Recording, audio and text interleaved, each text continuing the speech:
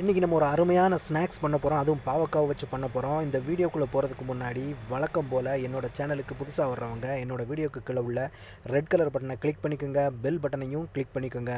வாங்க போகலாம். நான் ஒரு 1/4 கிலோ பாவக்காய் எடுத்து அதை ரவுண்டாக ஸ்லைஸாக இந்த அளவுக்கு கட் பண்ணி எடுத்துருக்கிறேன். பாருங்கள், ரொம்ப ஸ்லைஸாக இல்லாமல் இந்த அளவு கட் பண்ணியிருக்கிறேன். அதாவது முதல்ல நம்ம எடுத்துக்கிட போகிறது, ஒரு பவுலில் ஒரு கரண்டி கார்ன்ஃப்ளவர் மாவு எடுத்துக்கிறோம். அடுத்ததாக அதே சேம் அளவு அரிசி மாவு எடுத்துக்கிறோம். பாருங்கள், அரிசி மாவு கூட கொஞ்ச நாள் போட்டுக்கலாம், நம்ம ஒரு 1.5 கரண்டி போட்டுக்கலாம். அடுத்து பார்த்திங்கன்னா ஒரு கரண்டி கடலை மாவு எடுத்துக்கலாம். அடுத்தது காரத்துக்கு தகுந்த மாதிரி மிளகாத்தூள் தூள் எடுத்துக்கிறோம். அப்புறம் 1 ஸ்பூன் ஜீரகத்தூள், அப்புறம் 1/2 ஸ்பூன் கரம் மசாலா தூள், அப்புறம் அதே ஸ்பூனுக்கு 1/4 ஸ்பூன் மஞ்சள் தூள் எடுத்துக்கிறேன். இப்போ நம்ம பெருங்காயத்தூள் சேர்த்துக்கலாம். பெருங்காயத்தூள் எவ்வளோ சேர்க்குறேன்னு பாருங்கள். இந்த அளவுக்கு கொஞ்சமாக போதுமான அளவுக்கு பெருங்காயத்தூள் சேர்த்துக்குவோம். அப்புறம் ஒரு பிஞ்ச் கையில் கொஞ்சோண்டு எடுத்து பெப்பர் தூள் போட்டுக்கிறேன். இது போடலனாலும் பிரச்சனை இல்லை, ஆப்ஷனல் தான்.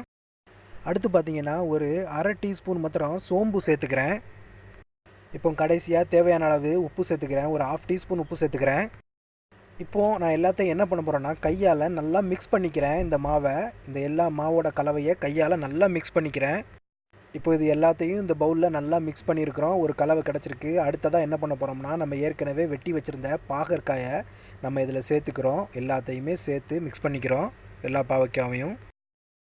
இந்த பாவக்காய் எல்லாத்தையும் இந்த மாவோடு சேர்த்த உடனே நம்ம கொஞ்சமாக தண்ணி சேர்த்து நம்ம இதை நல்லா பிசைஞ்சிக்கிட போகிறோம். அதாவது இந்த பாவக்காய், இந்த மாவு எல்லாத்தையும் சேர்த்து நல்லா மிக்ஸ் பண்ணிக்கிட போகிறோம். இப்போ பாருங்கள், நல்லா கலந்துக்க போகிறோம். அந்த மாவு எல்லாமே பாவக்காயோட நல்லா மிக்ஸ் ஆகணும், ஒட்டணும்.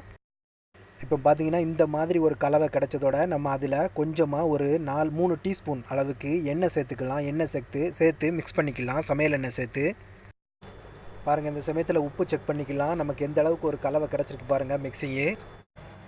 இப்போது சட்டியில் எண்ணெய் ஊற்றி, எண்ணெயில் முங்குற அளவுக்கு இருக்கணும். சூடானதும் ஒவ்வொன்றா போட்டுக்கலாம். பிரித்து எப்படி போடுறேன் பாருங்கள், இந்த அளவுக்கு போட்டுக்கலாம். எல்லா பாவக்காயும் போடும்போதே நல்லா பிரித்து இடைவெளி விட்டு இந்த மாதிரி போட்டுக்கிட்டோம் அப்படின்னு சொன்னோம்னா நல்லா ஃப்ரை ஆகும், ஒன்றோட ஒன்று ஒட்டாமல். அடுப்பை மீடியம் ஃப்ளேமில் வைக்கணும். அதிகமாக வச்சுட்டா கரிஞ்சிடும். பாருங்கள், இந்த மாதிரி போட்டுக்குங்க. அதாவது ரொம்ப அதிகமாக ஒரே நேரத்தில் போட்டுறக்கூடாது, ஒன்றோட ஒன்று இடைவெளி விட்டு நல்லா பொரிகிறதுக்காக போட்டுக்கணும். பாருங்கள், இதே மாதிரி போட்டுக்குங்க. பாவக்காய் போட்டு இந்த மாதிரி லைட்டாக கிளறி விட்டுக்கிட்டே இருக்கணும். அப்போ தான் நல்லா எல்லா பக்கமுமே வேகும். இந்த மாதிரி கிளறி விடும்போது எல்லாமே ஈவனாக பொரித்து எடுக்கலாம் நம்ம. அடுத்து இதோடு நான் என்ன பண்ண போகிறேன்னா, ஒரு கொத்து கருவேப்பிலை சேர்த்துக்க போகிறேன். நல்லா வாசனையாக இருக்கும், கிறிஸ்பியாக இருக்கும் சாப்பிட்றதுக்கு. இது பொரிஞ்சு வந்ததும் இப்போ இப்படியே வறுத்துக்கிட்டு இருக்கும்போது ஓரளவுக்கு நல்லா பொன்னிறமாக வந்ததும், இந்த மாதிரி வந்ததும் எடுத்துக்கலாம் நம்ம. பாருங்கள், இந்த மாதிரி வந்ததும் எடுத்துக்கலாம். எடுத்து நம்ம வேறு ஒரு பிளேட்டில் டிஷ்யூ பேப்பருக்கு மாற்றிடலாம். எண்ணெயெல்லாம் நல்லா வடியும்.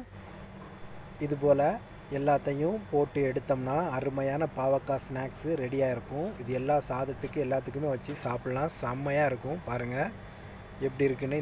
இந்த கலருக்கு வந்துடணும். எல்லாமே சூப்பரான அருமையான பாவக்காய் ஸ்நாக்ஸ் ரெடி ஆயிடுச்சு. இது சாதத்துக்கு, எல்லா சாப்பாட்டுக்கும், வெரைட்டி ரைஸுக்கெலாம் வச்சு சாப்பிட்லாம், செம்மையாக இருக்கும். பாருங்கள், இந்த வீடியோ உங்களுக்கு பிடிச்சிருந்துச்சின்னா லைக் பண்ணுங்கள், கமெண்ட் பண்ணுங்கள், உங்களோட ஃப்ரெண்ட்ஸுக்கும் ஷேர் பண்ணுங்கள். மறக்காமல் சப்ஸ்கிரைப் பண்ணுங்கள். என்னோட இந்த வீடியோவை பொறுமையோடு வாட்ச் பண்ணதுக்கு மிக்க நன்றி. மீண்டும் SMS ஃபுட் மாஸ்டரோட அடுத்த ஒரு சுவாரஸ்யமான வீடியோவில் நான் உங்களை சந்திக்கிறேன். நன்றி.